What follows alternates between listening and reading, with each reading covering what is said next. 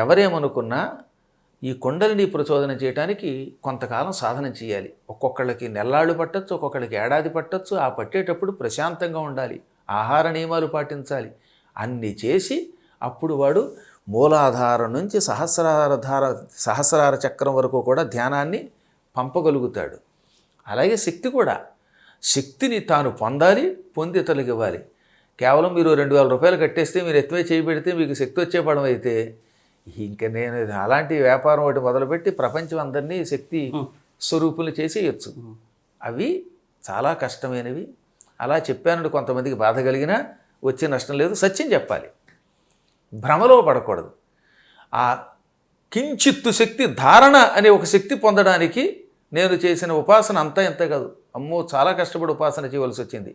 ఆ ఉపాసనా బలం వల్ల ఇవాళ అవధానాల్లో కొన్ని వేల పద్యాలు వాడు అడిగితే చెప్పి అప్పచెప్పగలుగుతున్నాం మేము. ధారణ నిలబడ్డానికి ఎంత సాధన చెయ్యాలో భాగవతంలో బ్రహ్మగారు నారదునికి చెప్పాడు. ధారణ ఏ క్రియ నిలుచును అని బ్రహ్మ దానికి సమాధానం నారదునికి భాగవతంలో చెబుతాడు. కాబట్టి ఇవేమి ఆషామాషి కాదు, తీసుకొచ్చి బయట శనగపప్పులు అమ్మినంత తేలిగ్గా వాటిని మాత్రం ఇవ్వలేమన్నమాట.